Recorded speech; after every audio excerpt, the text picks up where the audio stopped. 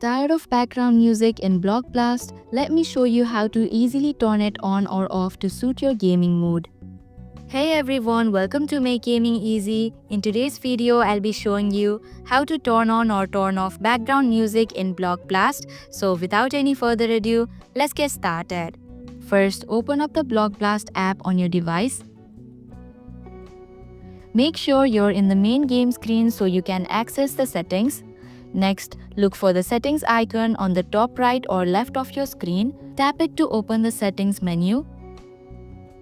In the settings menu, you'll find the BGM icon, that means background music. Here you can control both the background music and sound effects for the game. In order to turn off the background music, simply tap on the BGM icon.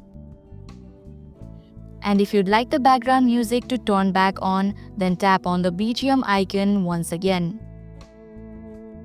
Once you've set your preferences, simply exit the settings menu and the game will automatically save your music settings. And there you have it. Managing background music in Block Blast is that easy.